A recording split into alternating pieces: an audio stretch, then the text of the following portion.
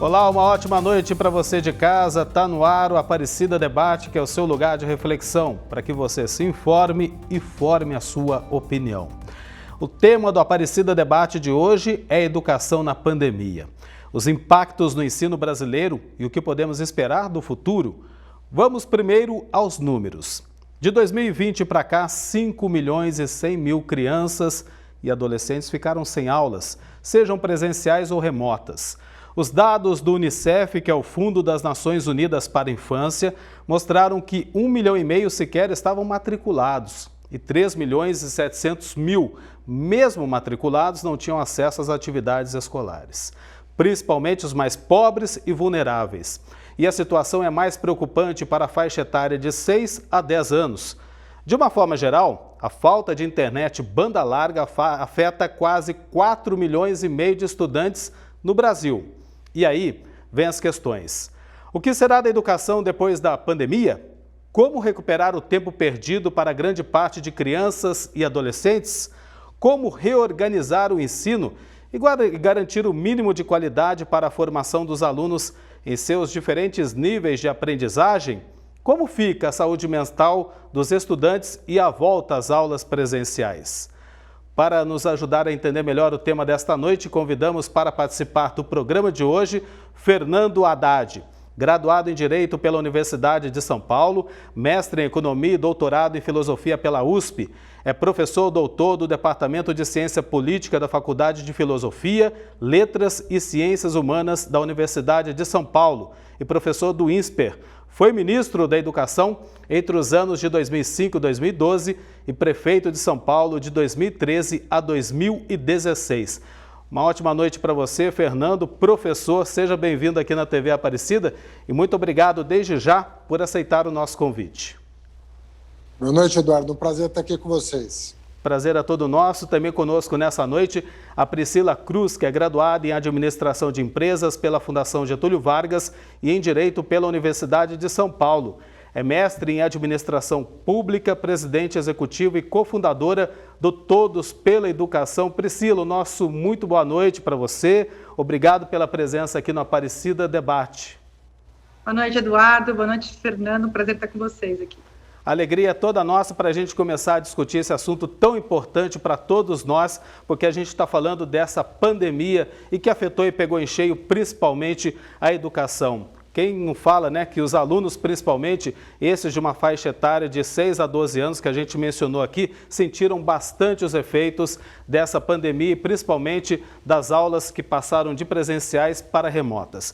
Mas eu gostaria de começar pelo professor Fernando Haddad para que ele pudesse colocar para a gente a questão do ensino de uma forma geral. Todo mundo saiu prejudicado. A gente pode falar dos estudantes, professores, pais de alunos, profissionais da educação em geral. Mas tem uma vítima maior de toda essa situação, esse contexto, professor?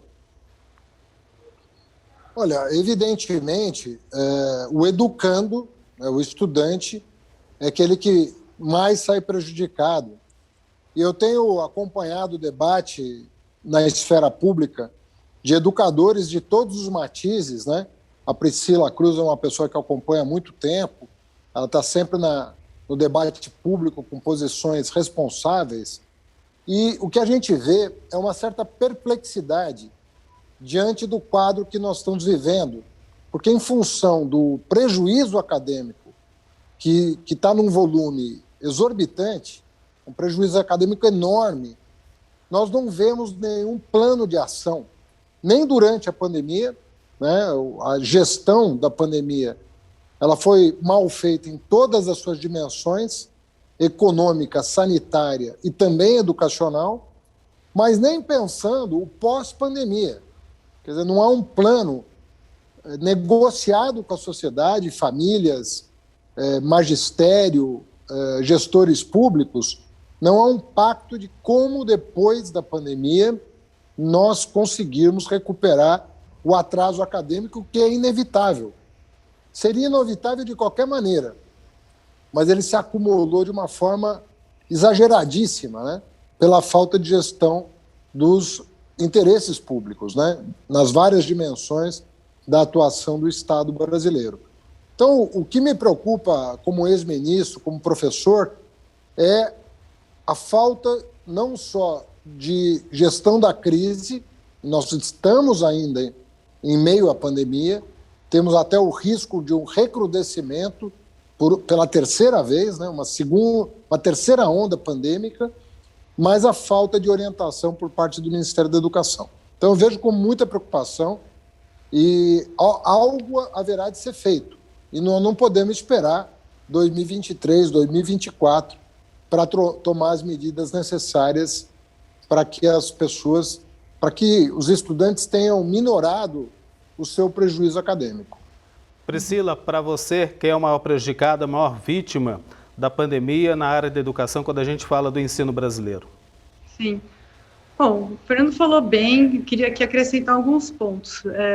O mais prejudicado são os alunos mais pobres, né? Os alunos que vivem numa situação de maior vulnerabilidade, aqueles alunos sem conectividade, os alunos que já estão em redes com gestão pior. Então, aqueles alunos que já vinham numa situação ruim, eles ficaram piores ainda. Então, isso abre o fosso, aumenta a desigualdade educacional, que já era vexatória antes no Brasil. Hoje a gente pode dizer que ela é cruel, ela vai definir o futuro não só do Brasil, mas especialmente dessas crianças. Se a gente lutava tanto e a gente vinha, eu acho que é importante aqui a gente sempre frisar, Eduardo, o Fernando sabe disso porque ele é autor de várias dessas políticas, a gente vinha numa trajetória de políticas estruturantes para a melhoria da educação brasileira, com resultados. Eu vou citar aqui um dado, porque muita gente acha que a escola pública é falida, que a gente não vem avançando, que não tem avanços na educação pública brasileira. Isso não é verdade. Antes da pandemia, a gente saiu de 28% das crianças ao final do 5º ano com aprendizagem adequada em língua portuguesa, 28% em 2007, para 60% em 2017. Então, vejam que em 10 anos, a gente conseguiu avançar. Agora, esse avanço todo, conquistado com muito trabalho, boas políticas, bem desenhadas, implementadas, claro que não é perfeito, mas o Brasil vinha fazendo essa lição de casa, a gente retrocede demais.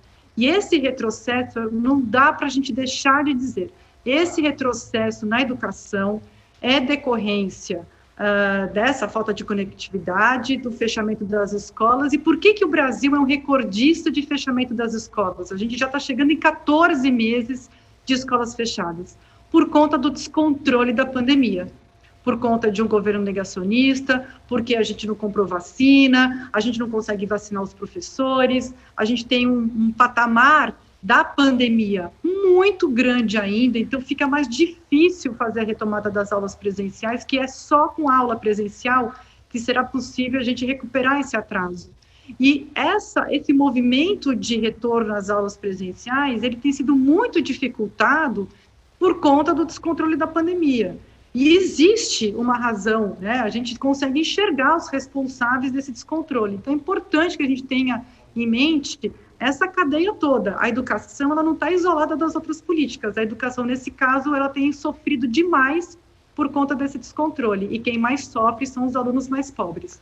Mais para frente, ainda no programa, eu quero discutir justamente esse atraso, que é a grande conta que a gente vai ter que pagar por conta dessa pandemia na área da educação. Mas eu queria encaminhar pelos níveis que a gente está falando em relação ao ensino brasileiro, da pré-escola até o ensino superior. Qual foi o nível mais afetado por essa pandemia? Professor? Olha, na verdade, quanto mais jovem, né, o estudante, e quanto mais pobre, mais ele é afetado, né? Agora, tem situações que são muito dramáticas, que, de certa maneira, fazem com que essa afirmação tenha que ser repensada à luz de algumas situações. Vou dar um exemplo. Um aluno que estava para terminar o ensino médio, né, e que eventualmente vai ser diplomado sem ter a menor condição, né, de ter tido a oportunidade de adquirir os conhecimentos e as capacidades necessárias para uma boa formatura. Não sei como é que esse aluno, né, porque não há um planejamento, como é que esse aluno vai enfrentar a vida? Porque ele vai sair do ensino médio numa situação muito diferente da geração que não pegou a pandemia, da que foi formada 2 anos atrás. Então, você tem muitas variações. Agora, efetivamente, o que a Priscila falou é absolutamente verdadeiro. Todo mundo foi afetado, mas de forma diferente, de forma desigual. E quanto menor a condição socioeconômica do aluno, e quanto mais novo ele esse prejuízo vai ser maior. E o plano de recuperação terá que ser... né? Eu estou falando de um plano de recuperação que não é de férias. Nós não vamos resolver no verão que vem o problema de 14 meses sem aula. Nós vamos ter que ter um período de 3 a 4 anos muito bem planejados, que só pode começar quando a gente estiver em condições de segurança, para recuperar esse atraso educacional, para não perder uma geração. Você sabe que a Unesco está fazendo as contas. A Unesco é a organização ligada às Nações Unidas responsável pela educação. E, em alguns países, nós podemos estar falando de mais de uma década de prejuízo acadêmico. Então, o Brasil, como foi um país que foi um exemplo negativo de como enfrentar a pandemia, né, vai ter problemas pela frente. Vai ter que ter gente muito séria e aplicada para fazer um plano que seja suficientemente robusto para recuperar o atraso. Então, não vai ser simples e não vai ser uniforme no país inteiro. Você pode ter certeza disso, que nós vamos ter que levar em consideração. A primeira coisa que nós temos que fazer depois da pandemia, independentemente do ano ser par ou ímpar, temos segurança de voltar para a escola, é fazer uma radiografia da qualidade do ensino dos estudantes. Qual é o nível de aprendizado? Porque muita gente vai ter desaprendido coisas ao longo desses 14 meses ou 20 meses, dependendo de como for a gestão daqui para frente. Esse desaprendizado vai ter que ser medido, vai ter que ter uma métrica do atraso. E aí esse plano de recuperação vai ter que ter esse ponto inicial como o ponto de partida do processo de recuperação, e nós vamos ter que repactuar as metas de recuperação com todos os sistemas de ensino, porque o Brasil é dos únicos países do mundo que tem metas de qualidade para todos os sistemas de ensino, e elas vão ter que ser repactuadas a partir do ponto inicial pós-pandemia. Isso não é um trabalho simples, isso não é um trabalho para amadores. Nós temos que ter gente muito profissional, com foco no aprendizado, com foco no professor, com foco no educando, para conseguir promover essa recuperação. Eu concordo com o professor, viu, Priscila, quando a gente fala desse tempo perdido, que a gente não vai recuperar em 1 ou 2 anos, vai levar um bom tempo ainda, com muito planejamento, porque quando a gente fala de educação de qualidade, a gente quer buscar essa educação de excelência que, pelo visto, aqui no Brasil, nunca tivemos. Mas, Priscila, para você, qual foi o nível mais afetado? E agora que a gente está falando aqui no Aparecida Debate, a gente está falando com o nosso público que acompanha esse programa semanalmente aqui na TV Aparecida, a gente está falando com pais que devem estar muito preocupados com todo esse tempo sem a criança ir para a escola, ter essa convivência com os coleguinhas, e isso é fundamental também. Daqui a pouco a gente vai falar da saúde mental de crianças e adolescentes. Mas para você, qual o nível mais afetado? Olha, Eduardo, a gente tem, acho que um pouco como o Fernando falou, assim, cada etapa tem a sua particularidade e que acaba sofrendo demais com esse período de suspensão das aulas presenciais. De forma geral, a gente deve perder aí mais do que uma década nos indicadores de aprendizagem em todos os níveis. Evasão escolar, de acordo com esse mesmo estudo que você mencionou do Unicef, a gente vai retroceder 20 anos nos indicadores de evasão escolar. É muito tempo, é muito trabalho que vai ser perdido, a gente vai ter que recuperar. Na questão da alfabetização, né, que obviamente é um período muito especial, o Fernando, quando foi ministro da Educação, ele tinha uma preocupação muito grande com esse período, com razão. Esse período da alfabetização, ele é determinante para toda a trajetória escolar da criança, e essa criança que hoje né, que passou pela pandemia com 6, 7, 8 anos de idade, ela é muito prejudicada. A estimativa do Banco Mundial é que a gente vai sair, hoje, a gente tem, pela Avaliação Nacional da Alfabetização, a gente tem 55% das crianças com 8 anos de idade sem estarem plenamente alfabetizadas, a gente deve chegar a 75%. Eu não consigo enxergar outro indicador mais cruel para as nossas crianças do que, com 8 anos, a gente ter 75% delas ainda não plenamente alfabetizadas. Isso tem um impacto gigantesco em toda essa trajetória. Mas falando especificamente desses tempos, na educação infantil me preocupa demais. A educação infantil, ela é a base sobre a qual toda a educação é construída. Por quê? Porque o desenvolvimento cognitivo, o desenvolvimento social, emocional e físico, em grande medida, acontecem na primeira infância, que é uma etapa muito negligenciada, infelizmente, no Brasil. A gente acha que, de forma geral, que tanto faz, qualquer tipo de escola, qualquer tipo de professora, é mais para a criança ficar lá brincando. Não é, essa brincadeira é muito importante, ela tem que ter uma intencionalidade pedagógica, ela está desenvolvendo uma série de dimensões cognitivas cerebrais, 90% das conexões cerebrais são formadas nesse período, o vocabulário, que depois é tão importante lá na frente, também ele é ampliado nessa fase da primeira infância, que estou falando de creche, pré-escola e os primeiros anos antes do fundamental. Tem um período da alfabetização, que é aquilo que eu estava dizendo, é um prejuízo gigantesco.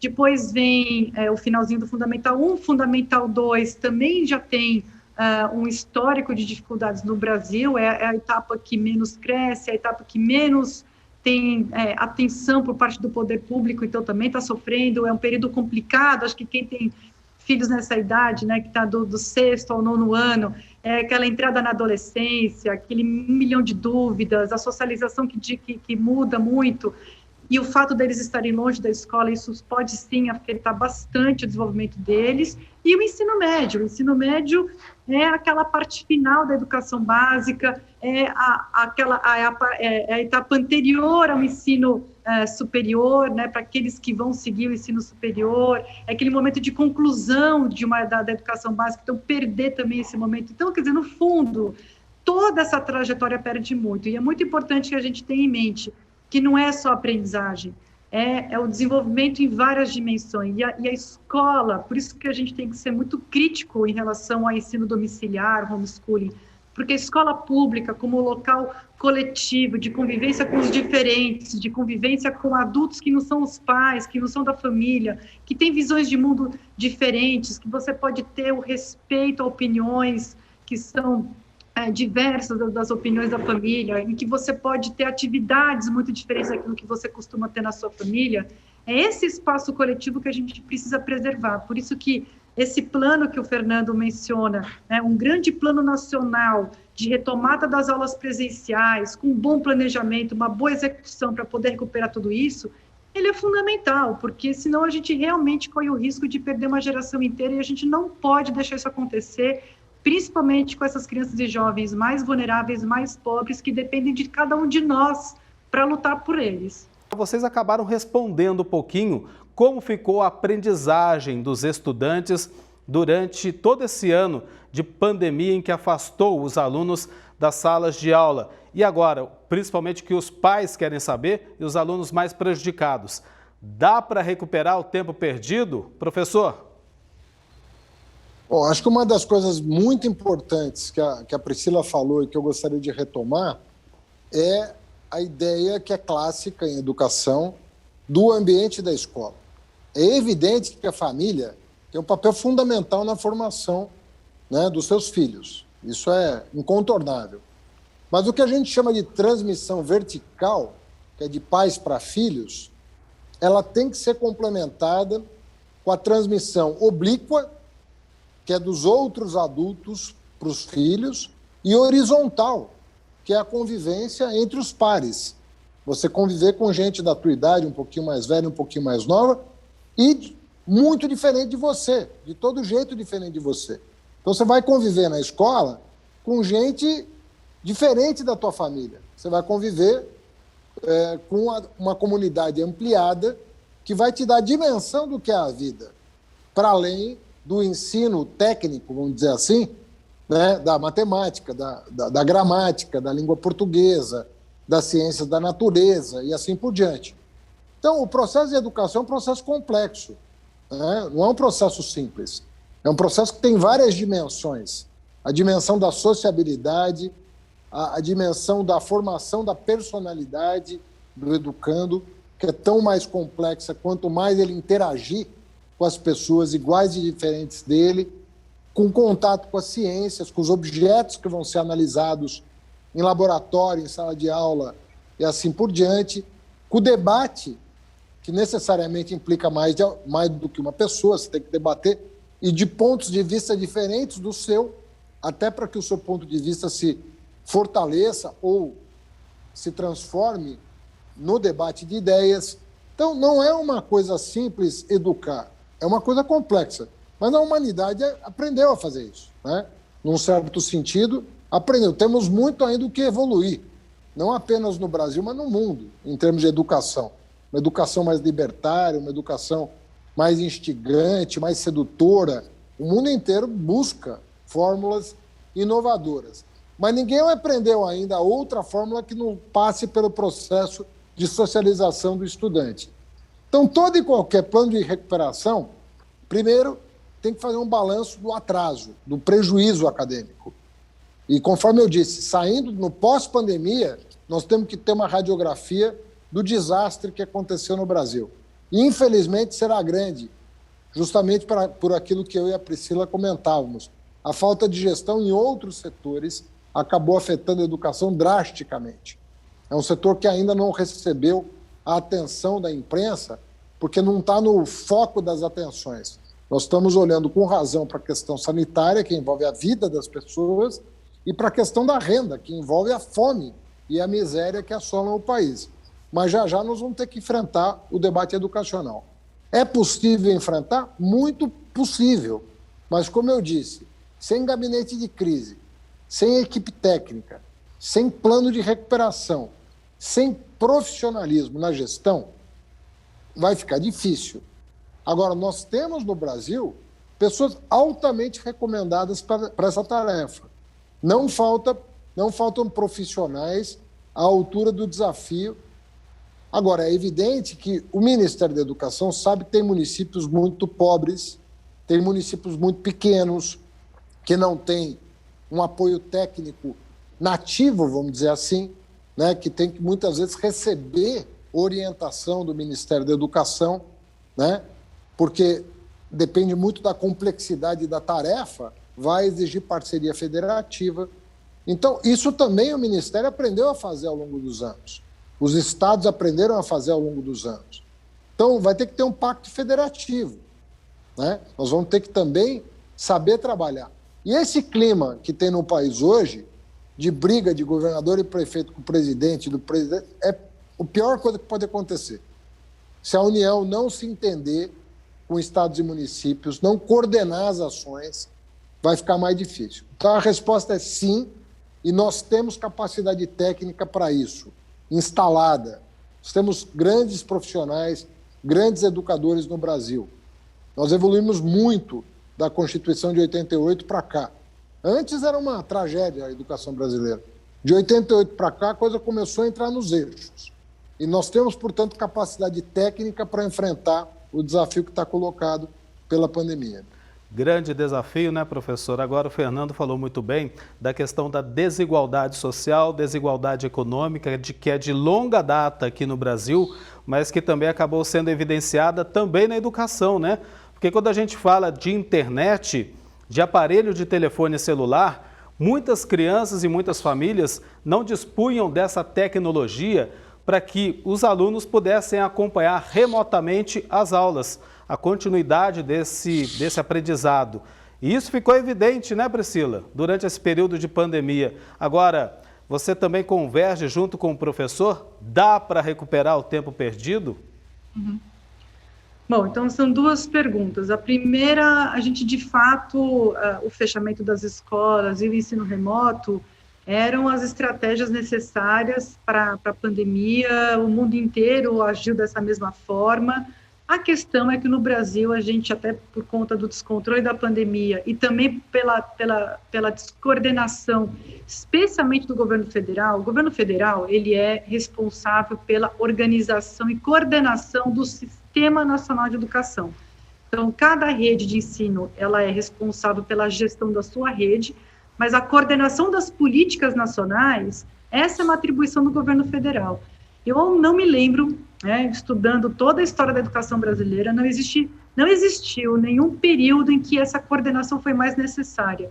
E justamente nesse período a gente não teve nenhum tipo de coordenação. O Fernando falou de um gabinete de crise, ou um gabinete de colaboração, de coordenação de políticas, União, Estados e Municípios.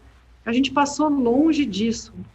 Pelo contrário, a gente teve o Ministério da Educação que negou a pandemia, negou os efeitos da pandemia na educação. Então, a gente tem esse negacionismo muito forte, ele deu as costas para os estados e para os municípios, inclusive dizendo isso, a gente tem ex-ministros, secretários da educação dizendo o seguinte, olha, isso não é problema nosso, isso é problema dos governadores e dos prefeitos, não é problema do governo federal. Então, essa falta de coordenação tem, sim, grandes efeitos, profundos efeitos, principalmente com os entes mais frágeis, com uma fragilidade de gestão maior, que é o que a gente tem no país por conta do nosso sistema federativo. Então, isso aconteceu sim, a gente também teve um veto presidencial à lei que garantia a conectividade para as escolas e para os estudantes, então o próprio presidente da República vetou essa lei, que foi muito batalhada no Congresso Nacional, mas que na hora da sanção ela foi vetada pelo presidente da República. Então, isso mais um golpe para a educação brasileira nesse período em que as crianças estão em casa, tendo que estudar remotamente. Uma parcela, é importante que a gente diga, não são todas não, uma grande parte não tem nenhum tipo de atividade escolar, seja remota, não remota, Então, tem essa primeira parte da sua pergunta. A segunda é, dá para recuperar? Dá, mas algumas condições precisam ser garantidas. A primeira é, de fato, a gente ter uma prioridade dada à educação. Não tem como, por conta do esforço que precisa ser feito, por conta das ações que precisam ser implementadas, não tem como a gente não ter prioridade dada à educação se a gente quiser realmente recuperar todo esse prejuízo que é gigantesco, é brutal, principalmente para os alunos mais pobres.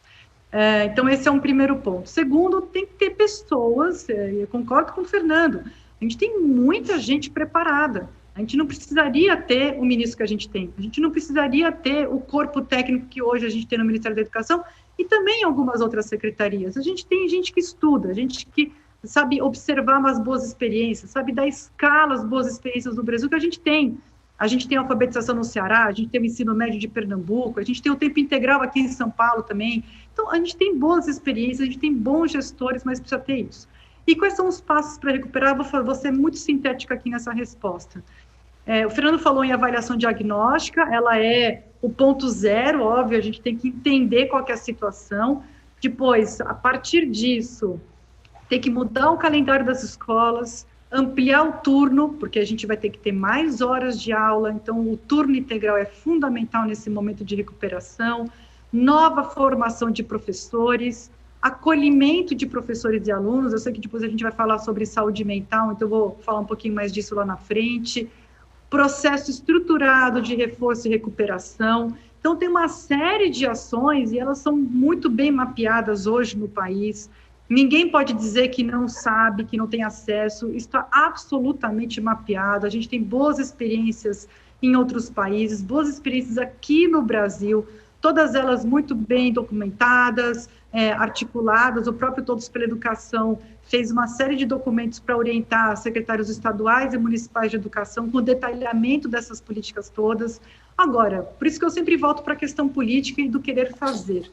Dá trabalho, não é trivial, não é fácil, não é simples, precisa sim de uma certa sofisticação no desenho, na implementação, precisa ter muito trabalho, precisa ter muito foco na educação, e infelizmente essa não é a realidade do Brasil.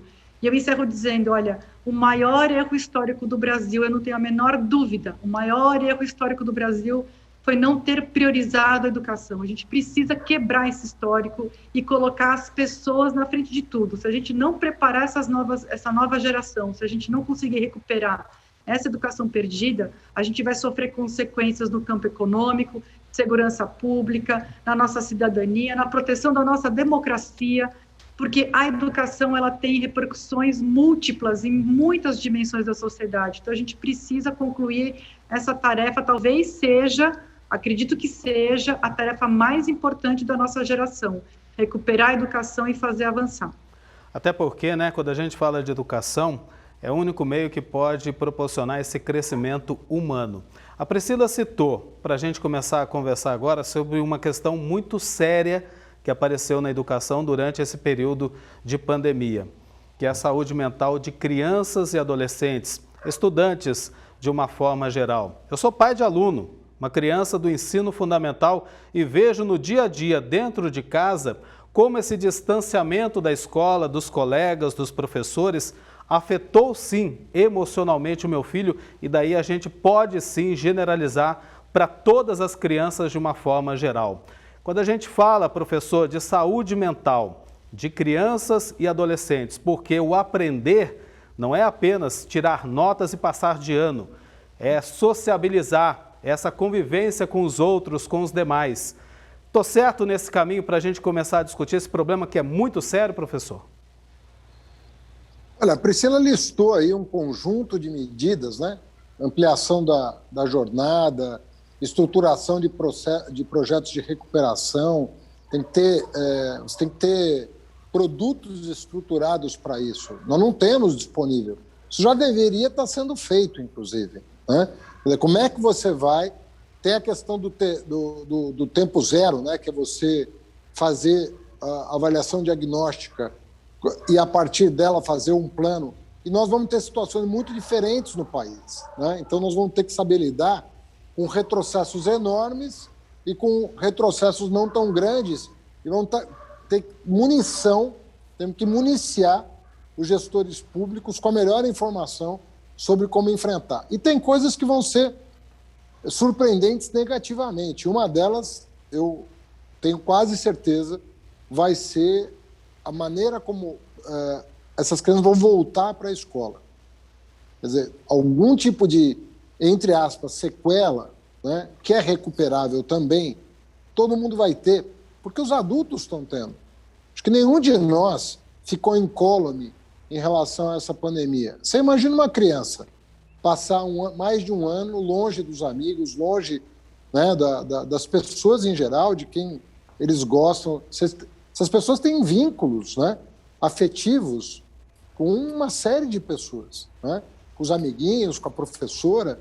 Isso não é brincadeira, isso não é uma coisa simples e inédita, né? A nossa geração, nós não temos uma pandemia há mais de 100 anos no Brasil, né? Na escala que nós estamos tendo a pandemia do Covid. A última foi a febre amarela, né? Foi a febre espanhola, né? Em 1918, se eu não estou enganado. Então, mais de 100 anos em que a gente não tem uma situação... Então, também nós vamos ter que ter um apoio psicológico de outro tipo nas escolas. Porque nós não vamos poder prescindir de apoio profissional nessa fase, sobretudo no primeiro período, vamos dizer, de recuperação.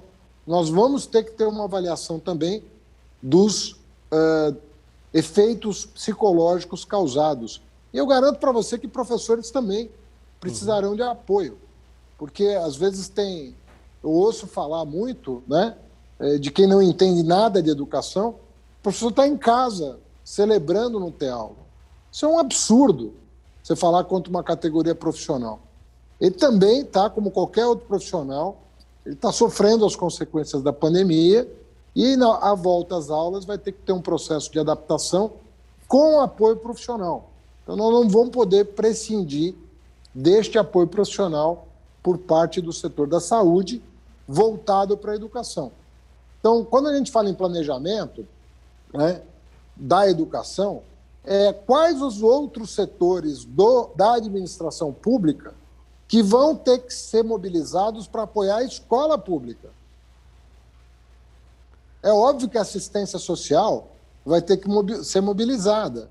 É óbvio que a saúde pública vai ter que assumir outras tarefas na pós-pandemia. Felizmente não vai ser cuidar do Covid, mas vai ser cuidar de outras consequências, de subprodutos, de efeitos colaterais, né, que vão ter que ser tratados. Então, esse planejamento é um planejamento total, não é um planejamento só dos educadores, né? A escola vai ter que ter, sempre teve que ter, né, apoio da saúde pública, da assistência, o certo é sempre ter, mas vai ter que ter mais no período pós-pandemia. O Fernando respondeu agora há pouco sobre essa questão tão delicada, principalmente para pais de alunos e estudantes, que é a saúde mental de crianças e adolescentes. Priscila, então eu passo a pergunta para você. E como esses alunos foram afetados, né? Sim. Olha, o Fernando falou uma coisa muito bonita no bloco anterior, né, que é a necessidade de participação de outros setores, outras áreas, ainda mais agora para recuperar a educação, mas especialmente a saúde mental das crianças. Tem um ditado africano que fala o seguinte: é preciso uma aldeia inteira para educar uma criança. A gente não está falando de educar só para aprender português e matemática, educar é muito mais do que isso. E agora, especialmente nesse cuidado que a gente tem que ter, e a palavra cuidado é muito importante, a gente precisa cuidar dessas crianças, a gente não precisa só garantir a aprendizagem, que obviamente é muito importante, mas a gente precisa cuidar dessas crianças, e para cuidar dessas crianças a gente vai precisar da aldeia inteira, né? Todas as áreas, as famílias de forma integrada com o governo, com a gestão da escola, com os professores, a gente vai precisar realmente de uma união dessa aldeia, porque senão a gente vai ter aí consequências ainda mais graves também no campo da saúde mental. A gente vem, e não existe ainda uma estatística nacional consolidando tudo isso, mas estatísticas municipais e algumas estaduais já dando conta de um aumento de violência doméstica inclusive triplicando a violência contra as crianças, muitos tipos de abuso e violências físicas. Isso afeta, sim, a saúde mental, afeta demais a saúde mental dessas crianças, o fato delas não frequentarem a escola, a falta dessa rotina de ir e voltar, de encontrar os outros adultos, os colegas. Essa palavra que o Fernando falou que é muito importante, é a palavra fundante da educação, que é vínculo, né? E os vínculos são mais difíceis de serem consolidados e formados pela via remota. Então, isso tudo afeta muito fortemente a saúde mental das crianças e especialmente dos professores. Não existe cuidar das crianças, cuidar dos estudantes, se a gente não cuidar dos professores. Então, existe uma cadeia aqui. Primeiro a gente cuida do professor, depois a gente cuida da criança. Tem aquela frase, né, quem já andou de avião, já percebeu isso, que é o seguinte: em caso de falta de oxigênio, primeiro você coloca a máscara no adulto, depois você coloca na criança. A mesma coisa aqui, a gente primeiro precisa cuidar do professor, o professor também está vivendo situações muito difíceis, muito agudas dentro de casa, na sua comunidade, ele perdeu pessoas queridas, né, que morreram por conta da pandemia, dessa pandemia descontrolada, por conta de falta de vacina. Então, esse professor também precisa ser cuidado para que ele possa cuidar das crianças e ter toda a aldeia muito atenta. Para ter a aldeia muito atenta, a gente precisa de coordenação, plano, muito trabalho e priorização para a educação. Não existe saída aqui, Eduardo. Acho que o Fernando falou isso, a gente vem falando isso aqui ao longo de todo o trabalho, de todo o programa. A gente precisa ter um grande pacto pela aprendizagem, pela educação, e isso passa por uma coordenação que hoje, infelizmente, inexiste. Agora eu vou dizer qual que é a minha esperança em relação a isso, tá? Porque eu acho que a gente não pode jogar toalha. A minha esperança é que eu vejo que cada vez mais os governadores, né, organizados no Fórum de Governadores, governadores de vários partidos, então aqui é completamente suprapartidário, os governadores estão assumindo essa tarefa de coordenar essa retomada das aulas presenciais, apoiar os municípios, fazer com que essas ações de acolhimento das crianças e dos professores aconteçam.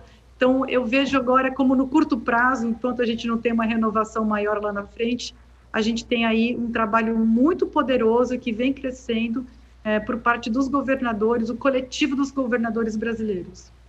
Bem, Fernando, agora eu vou encaminhando uma pergunta que é muito séria para a gente poder estar fechando, inclusive, o Aparecida Debate, não fechando o assunto porque ele vai bastante longo, ele é longo e a gente merece bastante discussão ainda por parte de todos que estão envolvidos com o ensino brasileiro. Mas a própria Priscila falou agora de retomada das aulas presenciais. O Brasil ainda não está livre da pandemia, você mesmo falou lá no primeiro bloco, a ameaça, alguns especialistas apontam, de uma terceira onda da doença atingindo aqui o Brasil. Ao mesmo tempo, vacinação segue em ritmo considerado muito lento por esses mesmos especialistas e ainda assim, em algumas partes do Brasil, a gente vê a retomada dessas aulas presenciais. Então, para você, Fernando, como é que deve ser essa volta e o comportamento, não só dos educadores, mas também das famílias e dos próprios alunos quando voltarem de fato para a sala de aula? Olha, Eduardo, eu fico ouvindo essa discussão em rede social sobre o que priorizar, se priorizar a vida ou o emprego, a vida ou a educação. Eu acho esse tipo de conversa, ela é tão ruim para a gente sair da crise que nós nos metemos, porque ela opõe coisas que não são opostas. Pelo contrário, o mundo bem-sucedido na pandemia, que afetou todo mundo, né? Mas quem se saiu bem? Quem combinou as estratégias. Ou seja, por que o Brasil é o país que está, um dos países que está há mais tempo com as escolas fechadas e não tem segurança em voltar? É isso que nós devíamos estar nos perguntando. Nós ficamos mais tempo com a escola fechada e hoje, depois de 14 meses, estamos completamente inseguros em relação à volta às aulas. Porque o governo não soube fazer a gestão da pandemia. Não soube fazer. Essa é a pura verdade. Então, nós estamos pagando um preço em vidas, em empregos, em atraso educacional, em saúde mental. Podemos ter casos de subnutrição. Você pode ter certeza que tem criança que não foi para a escola e não comeu, evidentemente, o equivalente à merenda escolar, que é paradigma no mundo de qualidade a merenda escolar brasileira. Nós temos um programa de segurança alimentar nas escolas que é exportado para outros países. Técnicos brasileiros foram para a África a convite da ONU para ensinar a combater a subnutrição por meio da merenda escolar. Então, nós não soubemos nos conduzir. Esse que é o problema. E não adianta agora, de maneira estabanada, querer resolver o que o governo atrapalhou durante 14 meses. Obviamente que nós devemos ter uma situação, levando em consideração a realidade que não é a mesma em todo o país. Eu não sei dizer como é que está a situação nos 5.570 municípios. Tem município aí que já foi imunizado num grau elevadíssimo. Tem alguns projetos piloto que estão sendo feitos de uma imunização em massa em determinados municípios. Tem países que estão adotando a estratégia de dar a primeira dose para todo mundo, independentemente da segunda, para justamente ir criando essa imunização em massa que permite maior segurança na volta às aulas. Essas discussões que são sérias não estão sendo feitas. E você não tem protocolos nacionais estabelecidos. Isso gera muita insegurança e os pais, se você fizer uma pesquisa hoje, os pais, na grande maioria, pelo menos as últimas pesquisas que eu acompanhei, não se sentem seguros de mandar seus filhos para a escola. Já imaginou para um pai o que é mandar um filho para a escola e, eventualmente, perder essa criança? É uma coisa... Como é que a pessoa depois se recupera de uma coisa dessa? Então, não é uma coisa simples. Nós devemos ter uma matriz de risco, devemos ter protocolos nacionais e orientação para os gestores locais de como encaminhar essa questão caso a caso, exigindo uma imunização num patamar que dê segurança para as pessoas irem retomando as atividades. E isso pode ser feito de maneira parcial, total, pode ser feito de maneira gradual, pode ser feito por rodízio, pode ser feito de várias maneiras. Tem várias iniciativas mundo afora mostrando como As escolas têm que estar preparadas para isso, né? Em termos de higienização, de protocolos de segurança para as crianças. Não é uma coisa simples, mas é uma coisa que tem experiências bem-sucedidas no mundo. Por que não adotá-las? Qual é a dificuldade de olhar para o que dá certo e seguir essa orientação? Essa questão, Priscila, essa questão da sensação de segurança que o Haddad falou, o professor falou, principalmente esse sentimento para os pais, para que possam mandar tranquilamente seus filhos para a escola, está muito relacionado à vacinação, à imunização da população como um todo, né? Principalmente de professores, dos próprios alunos. Agora, na hora que a gente tiver essa segurança de fato, Priscila, a gente não sabe quando vai ser, mas quando vier essa sensação plena de segurança e as aulas voltarem para dentro da sala de aula, como deve ser para garantir segurança física e emocional de alunos e professores que são os principais agentes envolvidos nesse processo, Priscila? Bom, primeiro que, assim, em todos os lugares do mundo, essa insegurança, ela sempre está presente, mesmo com a pandemia em patamares mais baixos, né, muito mais baixos do que no Brasil. Então, é natural que as famílias, que os profissionais da educação estejam inseguros. Por isso que é importante os locais, né, acho que o Fernando falou isso, por exemplo, Araraquara, né, Araraquara é um município que está com a pandemia controlada, tem que voltar às aulas.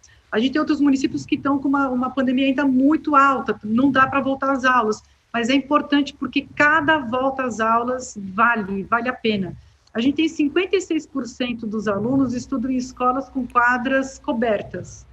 Nesses locais, ainda mais que hoje, depois desse tempo todo, acho que é importante a gente ouvir a ciência ela foi avançando ao longo desses meses e a gente aprendeu que a transmissão do vírus acontece muito mais por aerosol do que por contato de superfícies. Então, ventilação é algo fundamental para qualquer retorno às aulas presenciais. Então, o uso de quadra coberta, ventilação nas escolas, colocar ventilador na porta para poder forçar a troca de ar dentro da sala de aula. As salas de aula que não tem ainda janela, que infelizmente a gente tem no país, é pouco, mas a gente tem que ter reforma dessas escolas imediatamente. O que está acontecendo com essas escolas que estão fechadas e não estão passando por reforma nesse momento? Elas precisam passar por investimento em infraestrutura para poder depois, lá na frente, garantir esse retorno às aulas presenciais. É importante que a gente movimente, onde puder voltar, que volte. Professores vacinados, voltem imediatamente. Então, muito importante ter essa priorização dada aos profissionais da educação, é fundamental, porque conforme eles forem vacinados, eles vão voltando para a sala de aula. A gente está vivendo agora um movimento nacional de vacinação de pessoas com comorbidades. A gente tem muitos professores nesse grupo, muitos serão vacinados e poderão voltar para a sala de aula. Não dá para esperar ter 100% dos professores vacinados para poder começar a planejar e começar a fazer essa retomada das aulas presenciais. A gente vai ter que aqui fazer conforme existem as condições, conforme a pandemia permita, conforme a infraestrutura permita. Obviamente, a gente precisa ter em cada Secretaria de Educação, e não é por falta de protocolos, a própria Fiocruz tem, outras entidades têm, o Todos pela Educação também tem recomendações em relação a isso, os protocolos de distanciamento, ventilação, uso de máscara, rodízio de alunos, isso tudo precisa ser colocado em prática. Tem que ter também um plano de contingenciamento com formação de todo mundo, não adianta ter o plano na gaveta, tem que estar todo mundo muito bem formado para poder executar esse plano. Mas hoje, basicamente, Eduardo, o que a gente sabe pela experiência desses 14 meses de pandemia? O que a gente precisa ter na escola para garantir mais segurança? Vacinação dos professores, priorizada, porque os alunos transmitem pouco, né? Principalmente os alunos abaixo de 12 anos, eles não são transmissores, acima de 12 anos sim. Uso de máscaras, e não é qualquer máscara, não é a máscara de pano, não é a máscara aqui no queixo, não é aquela máscara que está frouxa, é a máscara de qualidade, a PFF2, são as máscaras cirúrgicas. Isso precisa ser garantido, os estados e os municípios precisam providenciar isso para os profissionais da educação, para os alunos também. tem que ter distanciamento, tem que ter ventilação. Então, a gente sabe do que precisa ter para poder retomar. Talvez não seja possível ter retomada de uma forma unificada no Brasil inteiro, mas onde puder voltar, tem que voltar. Porque o prejuízo para essas crianças é muito gigantesco, e é um prejuízo principalmente para os alunos mais pobres. Se a gente não entender isso, a gente vai começar a tratar com essa dicotomia que o Fernando falou, que não faz o menor sentido. Não se trata entre escolha entre vida e educação, a gente vai ter que ter uma escolha de vida e educação. E para poder escolher isso, tem que ter uma gestão muito eficiente, muito bem implementada desses protocolos, que não são só os sanitários, os educacionais também, porque a voltar, a recuperar essa aprendizagem também é muito necessário. Bem, o nosso tempo está terminando aqui no Aparecida Debate, mas eu não posso encerrar antes de fazer uma pergunta. Eu vou pedir a vocês dois que sejam rápidos na resposta, mas eu não posso me despedir do nosso público sem essa resposta. Fernando, você primeiro, depois a Priscila. Rapidamente, dá para sonhar com uma educação de qualidade no Brasil no pós-pandemia? Professor? Não se trata nem de sonhar, nós temos que realizar. É um projeto nacional, incontornável. Não existe nação sem educação, não existe nação sem que o pobre tenha direito aos níveis mais elevados da educação, a ir para uma universidade, a ir para uma pós-graduação. A gente fala do preto, do pobre, do periférico. Eles são a essência de um projeto nacional. Não existe nação sem que toda a população se veja representada, na produção de ciência, de conhecimento, na formulação de políticas públicas, participação democrática. Enfim, o motor da sociedade moderna é a democracia, e não há democracia sem cidadãos formados e informados no nível suficiente para a participação política. Esse é o ideal de sociedade que nós temos que almejar, e não pode ser sonho.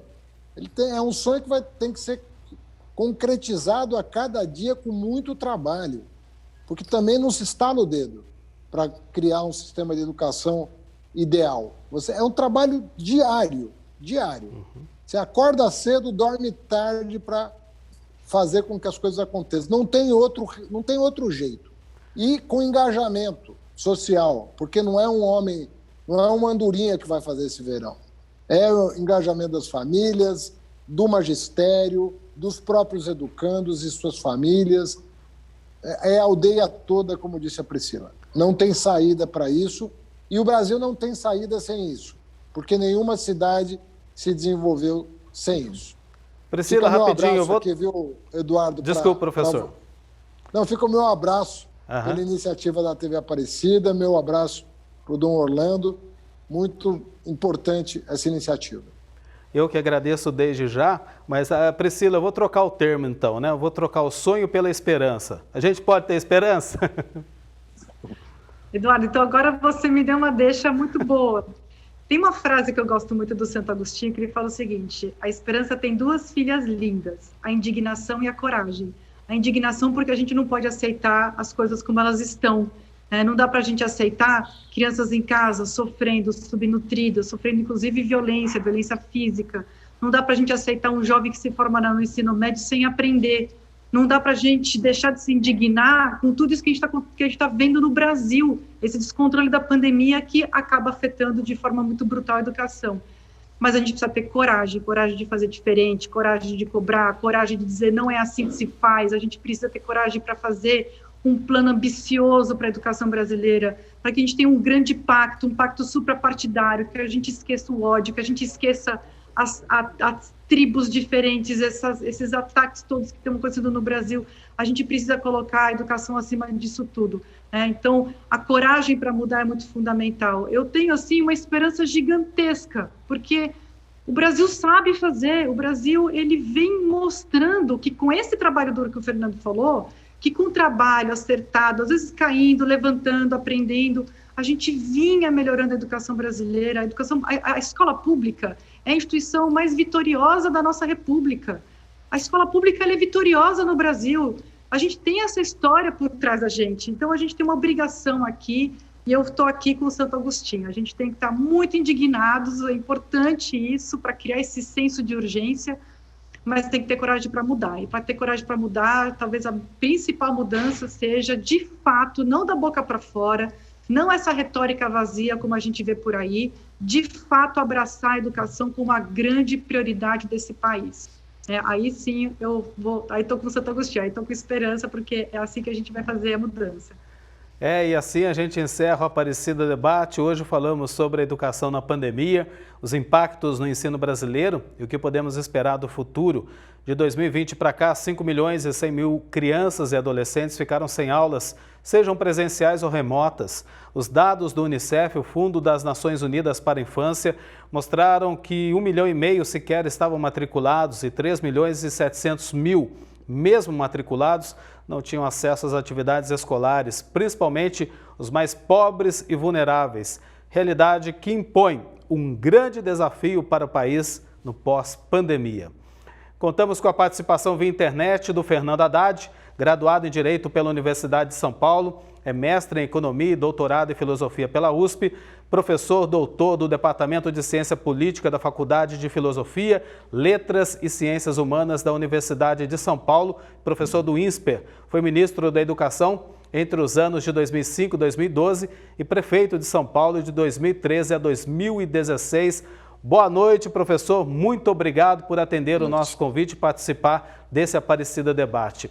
Também conosco nessa noite a Priscila Cruz, graduada em Administração de Empresas pela Fundação Getúlio Vargas e em Direito pela Universidade de São Paulo. É mestre em Administração Pública, presidente executiva e cofundadora do Todos pela Educação. Também para você, Priscila, o nosso muito obrigado. Uma ótima noite para você e seja sempre bem-vinda aqui na TV Aparecida.